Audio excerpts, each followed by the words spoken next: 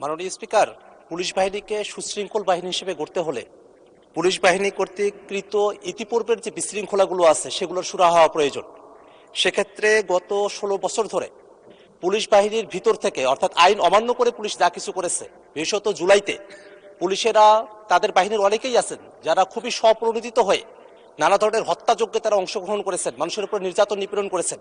সেই বিষয়গুলোতে বিচার বিভাগীয় তদন্ত, বিচার বিভাগের কার্যক্রমের বাইরে এসে স্বরাষ্ট্র মন্ত্রণালয় তার ডিপার্টমেন্টাল কোনো পদক্ষেপ গ্রহণ করবে কিনা, এবং এই মুহূর্তে পুলিশ হত্যা নামক একটা ফ্রেম ব্যবহার করা হচ্ছে আওয়ামী লীগের তরফ থেকে আগস্টের এই ঘটনা প্রবাহের ভিত্তিতে। আমরা সেক্ষেত্রে স্বরাষ্ট্রমন্ত্রীর কাছে স্পষ্টভাবে জানতে চাই, এই যে একটা বিশৃঙ্খলা তৈরি করা হচ্ছে পুলিশ বাহিনীর ভিতরে, সেক্ষেত্রে এটা যে ঘাতক, তারা যে ঘাতক ছিল, তাদের যে এক ধরনের শাস্তির বিধান হয়ে গেছে, সেই বিষয়ে যে অস্পষ্টতা তৈরি হয়েছে, সেই বিশৃঙ্খলাগুলো দূরীকরণে স্বরাষ্ট্র মন্ত্রণালয়ের পক্ষ থেকে কোনো উদ্যোগ আছে কিনা আপনার মাধ্যমে জানতে চাই। ধন্যবাদ। মাননীয় মন্ত্রী মহোদয়। ধন্যবাদ মাননীয় স্পিকার। আমি ইচ্ছা করলে মাননীয় সদস্যকে একটা আলাদা নোটিশ দেওয়ার জন্য আহ্বান করতে পারতাম, কিন্তু এটা একটা বিশাল রাজনৈতিক প্রশ্ন। যেমন জুলাই যোদ্ধাদের ইনডেমনিটি দেওয়ার বিষয়ে, আইনি এবং সাংবিধানিক সুরক্ষা দেওয়ার বিষয়ে জুলাই জাতীয় সনদে আমরা অঙ্গীকার আবদ্ধ হয়েছি।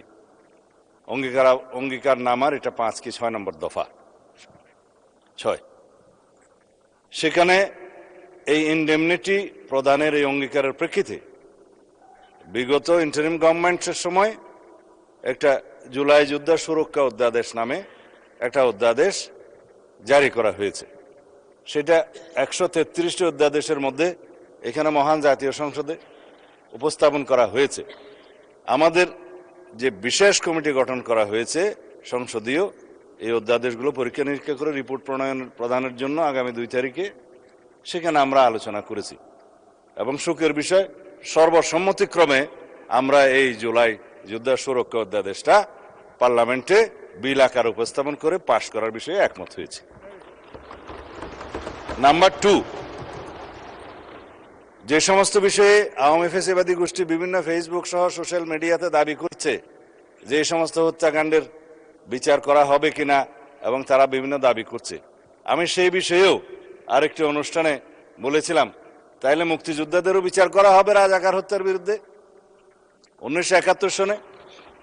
যদি এখন কেউ মামলা নিয়ে আসে, গণ অভ্যুত্থানের সময় রাজপথে অভ্যুত্থানকারী আন্দোলনকারীদের বিরুদ্ধে যারা হানাদার বাহিনীর মতো ঝাঁপিয়ে পড়ে হত্যাযজ্ঞ চালিয়েছে, ম্যাসাকার করেছে, গণহত্যা করেছে, তারা জনতার প্রতিনিধির মুখে কেউ কেউ হয়তো প্রাণ হারিয়েছে, কেউ কেউ আহত হয়েছে, কিন্তু সেটা যুদ্ধের ময়দানে ফয়সালা হয়ে গেছে।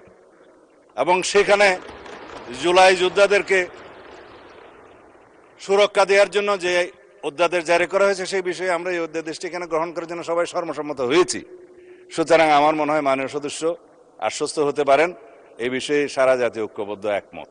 আর অন্যান্য বিষয়গুলো আপনারা যে স্পেসিফিক উল্লেখ করেছেন, পুলিশের বিভিন্ন হত্যাকাণ্ড সম্পর্কে স্পেসিফিক মামলা দায়ের করা হয়েছে, কিছু মামলা আইসিটি কোর্টে হয়েছে, কিছু মামলা সাধারণ আইনে প্যানাল কোডের আন্ডারে বিভিন্ন মামলা আদালতে আছে, সেগুলো ইনভেস্টিগেশন হচ্ছে। কিছু কিছু বিষয়ে চার্জশিটেড হয়েছে, এবং ফ্যাসিস্ট শেখ হাসিনার বিরুদ্ধে 2-1টা মামলা এবং তার সহযোগী স্বরাষ্ট্রমন্ত্রী সহ কয়েকজনের বিরুদ্ধে 2-1টা মামলা রায়ও ঘোষিত হয়েছে, এবং সেই রায়গুলো সারা জাতি টেলিভিশনের মাধ্যমে একদম লাইভ টেলিকাস্ট করা হয়েছে, আপনারা দেখেছেন। তা আশা করি অন্যান্য মামলাতেও ইনশাআল্লাহ আইসিটি কোর্ট হোক বা অন্যান্য আদালত হোক, আদালত স্বাধীনভাবে তার বিচার কার্য পরিচালনা করবে। সেখানে আমরা কোনো ইন্টারফেয়ার করব না, করতে চাই না। এটাই বর্তমান সুশাসনের, আইনের শাসনের ব্যবস্থা আমরা কায়েম করতে চাই। সুতরাং আমরা অপেক্ষা করি।